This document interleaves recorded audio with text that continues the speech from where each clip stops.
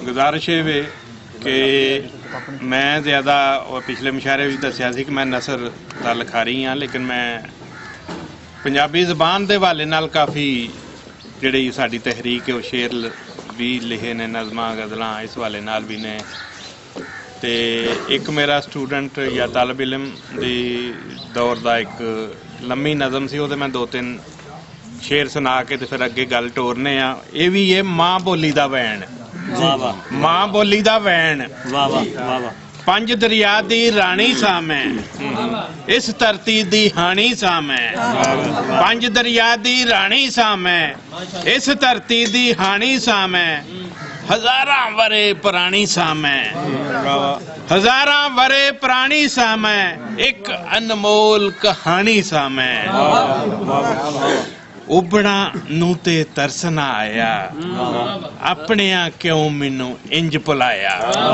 ते गुजारिश है कि भुलन भुलाण दी जिहड़ी साडी एक रवायत है उस दे खिलाफ तहरीक है कि असां अपने विरसे का एक एक पहलू एक एक हिस्सा जिंदा रखना है। यह जिहड़ा साडा इकट्ठ है मौलवी साहब अब्दुल सत्तार साहब दे हवाले नाल उन्हां दा असीं अपने वल्लों एक दिहाड़ दिन दिहाड़ कह के ते जिहड़ा ये पहला इकट्ठ असीं कीता है, ये अग्गों इंशाअल्लाह ये सिलसिला साडा जारी रहेगा।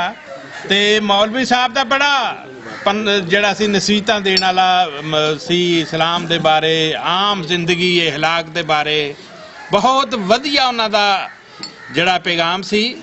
ये साडी बदकिस्मती है। देखो एक दौर ऐसा सी कि पंजाबी दियां जड़ियां किताबां सन, कश्मीरी बाजार लाहौर दे विच सब तो ज्यादा विक्री उन्हां दी हुंदी सी। जिस दौर दे मौलवी साहब ने ते ओ कोई इत्थे कोई बुक स्टाल नहीं सन हुंदे, जिहड़ा सब्जी वाली हट्टी हुंदी सी, भावें हिंदू भावें सिख भावें मुसलमान दी, वो सब्जी वाले ने पंजाबी किताबां रखियां हुंदियां सन।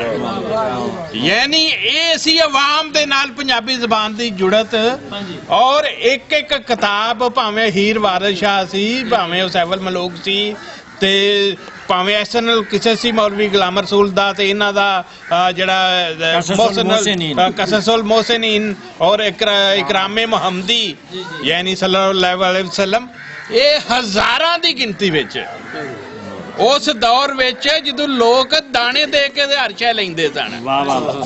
यानी दुनिया कोल पैसा नहीं सी हुंदा, दुकान ते जाना किसे पड़ोपी दड़ोपा